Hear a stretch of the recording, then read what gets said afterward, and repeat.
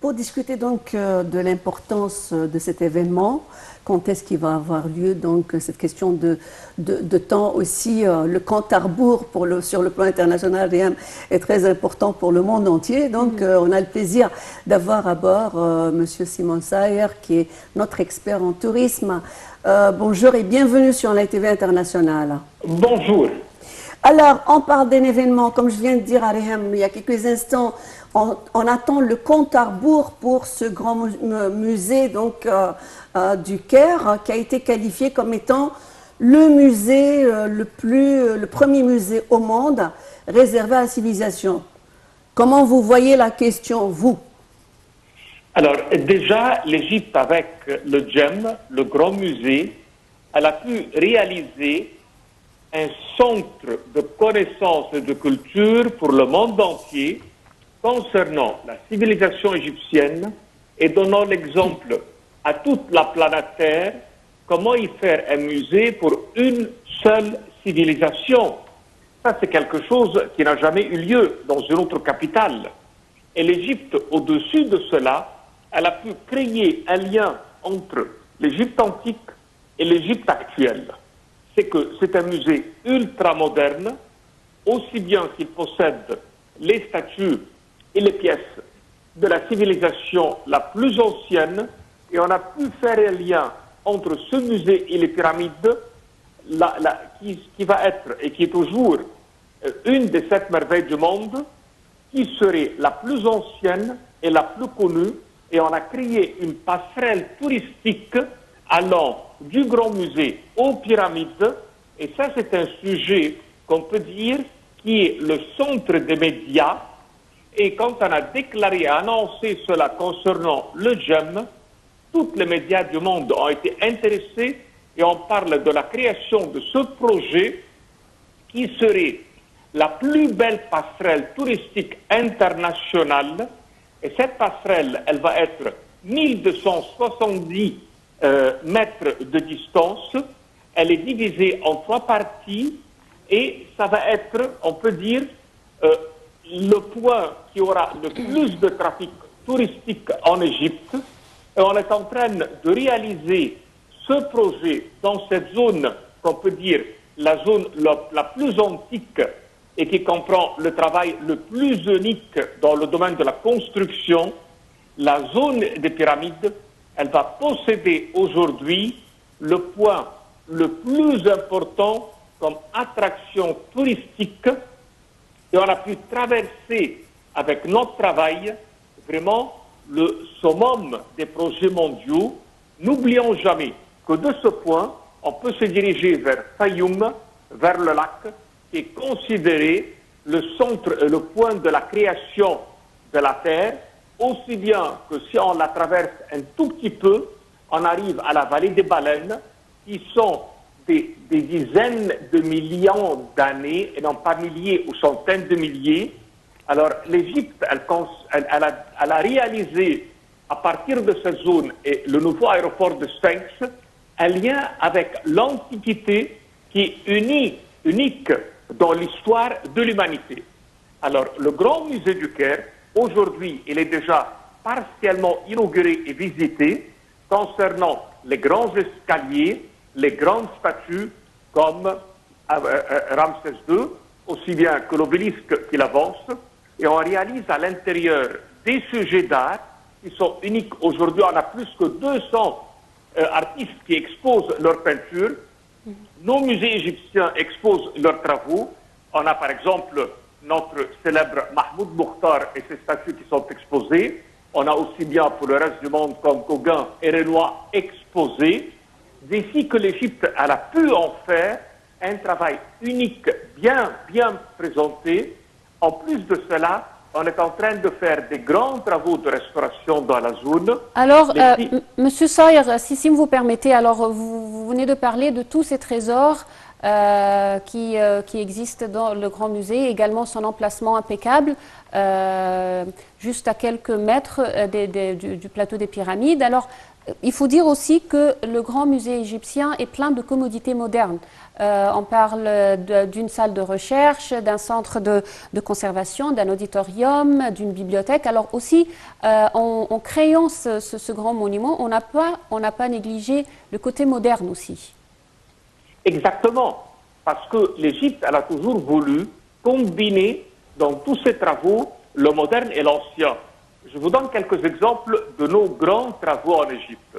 Quand on a réalisé la bibliothèque d'Alexandrie, on a combiné les travaux en aluminium avec les travaux en granit.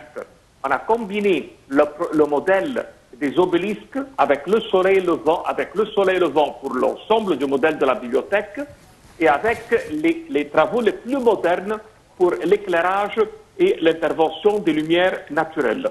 Quand on est arrivé au musée du Caire, on a combiné le modèle des pyramides pour le déco extérieur, l'accès à travers 3 pyramides extérieures et l'obélisque, aussi bien les prénoms des hiéroglyphes qui représentent les rois égyptiens qui sont sur le mur, avec les métaux les plus modernes utilisés, les technologies les plus modernes dans la construction, à l'intérieur duquel on a pu aussi bien réaliser un centre pour la restauration des pièces antiques, d'une façon qu'on puisse développer nos gradués de nos facultés de monuments pour les travaux de restauration, en même temps suivre les pièces qui sont à l'intérieur et préparer les pièces en réception qui viennent de fouilles archéologiques quand elles ont une valeur à exposer dans un musée de cette hauteur.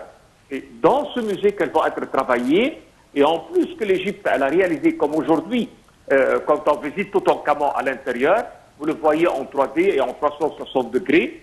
Alors oui, on a fait cette merveille, comme vous l'avez bien décrite, de modernité et antiquité. Oui, monsieur Simon Sayer, justement, vous parlez de Toutankhamon, et on doit s'arrêter parce que ça, c'est le monument dans son intégralité qui va être proposé avec un total de 4500 pièces. Quelle est la valeur, je veux dire, de ce puzzle réuni de Toutankhamon avec tout le mystère qui entoure ce roi avec ses richesses, etc. Comment ça va avoir comme impact? Qu'est-ce que ça va avoir comme impact sur justement les milieux archéologiques modernes internationaux? Alors, vous savez bien que Toutankhamon, quand il a été découvert, ça c'était la tombe la plus complète concernant le mobilier funéraire. C'est la tombe qui a possédé la quantité d'or la plus importante découverte dans une tombe en Égypte. Déjà le masque qui fait 25 kg d'or, le cercueil qui fait 111 kg d'or, on parle d'un 23 carats.2, aussi bien les travaux qui ont été décorés avec la lapis-lazuli turquoise et cornaline à l'intérieur, les travaux de bois de cèdre, toutes les pièces intérieures de cette tombe toute petite, minuscule, elles sont d'une valeur inestimable. De point de vue qualité de travail... Et pour la première fois, tous réunis, c'est ça? Exactement. Alors, une fois tous réunis, on pourrait voir l'image égyptienne pour un mobilier funéraire dans son meilleur état. Ça veut dire l'emplacement du corps, les vases de viscères qui sont tout autour, le cercueil, le sarcophage, aussi bien le mobilier funéraire qui entoure, comme les lits, comme le matériel d'usage de tous les jours, les arcs, et aussi bien, on retrouve ses habits, ses vêtements, ses gants, tous les outils qu'il a bien aimés, et un beau travail en ivoire, un beau travail en ébène, toutes les caisses qui ont été utilisées pour conserver ces bijoux et ces pièces les plus désirées. De là qu'on rentre dans l'histoire, on rentre dans la vie du roi, on est dans ce temps-là, 1350 avant notre ère, on peut y vivre la richesse, la beauté, la qualité de travail de l'Égypte ancienne, que l'Égypte actuelle est en train de lui donner une mise en valeur au maximum. Oui. Alors, Monsieur Sayer, les experts dans ce domaine, le domaine du tourisme bien sûr, prévoient qu'avec l'inauguration du Grand Musée égyptien, la carte des destinations touristiques dans le monde entier doit changer. Est-ce que vous êtes d'accord avec cela? l'Égypte a été toujours le pays numéro 1 mondialement et elle restera toujours. On est en train de garder notre niveau par tous les travaux qu'on rajoute pour l'Égypte. On est toujours on donne toujours l'exemple au monde entier, comment y travailler sur les sites historiques, comment les moderniser en gardant l'image ancienne. L'Égypte, elle a toujours pu conserver, quand vous êtes à la Vallée des Rois, des reines, des artisans, les temples égyptiens d'Endara, Abydos, Luxor, Karnak. Regardez le grand projet pour relier Karnak et Luxor de nouveau comme à l'ancienne. On a dégagé les habitations, on a dégagé le sable qui les avait ensablés. On remet les choses et on fait la mise en valeur de tous ces sites historiques et on remonte les temples pour le temps de leur réalisation et dans le temps on peut dire, et dans la qualité de leur construction. Voilà, le fait de revivre, cette question de reviviscence, justement. De revivre les moments forts qui se sont passés il y a 3000 ans, 4000 ans, etc. Justement pour le côté commercial maintenant, parce que ça doit avoir, vous avez un travail qui a été fait également à destination de ce touriste. Alors, qu'est-ce qu'on peut offrir à ce touriste étranger quand il va venir assister et voir le musée du Caire comme étant donc un des événements les plus sacrés pour lui qui peuvent ne pas se répéter dans sa vie deux fois? Alors, le service qu'on doit rendre maintenant et qu'on est en train de travailler dessus, c'est les services autour du musée. Ça veut dire l'aéroport qui est proche, les hôtels qui ne sont pas loin, les services autour comme les restaurants, les bazars et tout ce que le touriste désire avant ou après sa visite, comme par exemple une vue panoramique pendant son petit déjeuner sur ce plateau de loin. Alors, l'Égypte, elle a fait aussi bien une zone de protection pour qu'elle soit inapprochable par tout envahisseur, ça veut dire un commerçant, un vendeur, un dromadaire ou autre. Alors, l'Égypte, elle est en train de nettoyer la zone, l'équiper avec tous les services autour, de restauration, d'accommodation, de transport, hôtellerie. À l'intérieur, il va y avoir la navette sans qu'il y ait, par exemple, la gasoil, comme les... Pas de risque de pollution. Pas de risque de pollution pour les sites. Alors, tout ça se présente aujourd'hui. Pas de risque de pollution pour les sites archéologiques, justement les monuments, oui, il faut les protéger, le plateau des pyramides de Giza. Il faut les protéger parce que quand on voit les autres capitaux du monde, on voit qu'il y a eu une épaisseur de poussière sur leurs monuments. Récemment, ils ont travaillé, par exemple, sur l'Opéra de Paris pour enlever une couche de poussière et de pollution dessus. Nous, on ne veut pas atteindre ce niveau. Et d'ici qu'il faut évacuer la zone autour des raisons de la pollution pour que ce ne soit pas nécessaire à les nettoyer, surtout que les pierres ont déjà un temps 5000 ans de nos jours. D'ici que l'Égypte, elle crée toujours des zones de protection et on interdit la construction des zones de l'arrivée du vent pour qu'il n'y ait pas une arrivée de pollution. Et c'est d'ici qu'on a une zone libre tout autour en direction de Fayoum et d'Alexandrie. Alors, Monsieur Sawyer, quand on parle bien sûr du Grand Musée, tout le monde pense à la cérémonie d'inauguration. On s'attend à une cérémonie grandiose, ce qui rend aussi la tâche de l'Égypte très difficile. Comment, selon vous, on doit se préparer pour une telle journée? Alors, déjà, l'Égypte, elle a réussi dans les dernières inaugurations et travaux faits, comme par exemple le transfert des momies qui a eu lieu, comme dans le temple d'Hatshepsut. L'équipe de l'Opéra du Caire, ça veut dire tous nos équipes, l'orchestre du Caire et l'orchestre philharmonique, ils ont déjà établi et réalisé plusieurs pièces qui ont bien réussi. Et on a déjà pu remettre la musique de l'époque à l'actualité avec les instruments que nous on possède et on a pu faire une imitation de l'authentique. Et d'ici que dans le travail de l'inauguration, quand on parle de musique, l'Égypte a fait plusieurs pas préparatifs et on a pu atteindre un niveau international au niveau des visiteurs qui vont venir, qui vont être bien sûr chefs d'État, ambassadeurs, représentants internationaux de toutes les grandes institutions. N'oublions jamais la coopération que nous on fait avec la technologie la plus moderne, comme par exemple le feu d'artifice, comme l'éclairage, comme les stades qui vont être pour l'accueil de nos visiteurs. L'Égypte, elle a pu, dans le dernier temps, développer un savoir-faire et on va le présenter encore amplifié à la hauteur de ce grand musée. Alors, pour revenir à cette question de richesses qui sont contenues dans ce grand musée, bien sûr, il y a tout un côté de documentation qui serait important, je veux dire, qui peut être mis à la disposition du visiteur. Parlez-nous un petit peu des documents de la bibliothèque, hein, des papyrus, hein, des livres, des livres des morts, etc. Donc, des sujets emblématiques et qui font rêver toute l'humanité.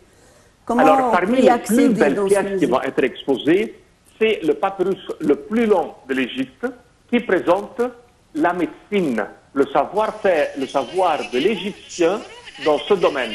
On a pu placer une description parfaite de toutes les maladies, une description parfaite de la composition des médicaments, aussi bien les effets primaires et secondaires de leur utilisation. La connaissance de la médecine dans ce papyrus, elle expose que l'Égypte était la créatrice de cette science et c'est la première qui s'est occupée de l'homme. Alors, le savoir, quand on regarde ce papyrus, est d'une importance unique.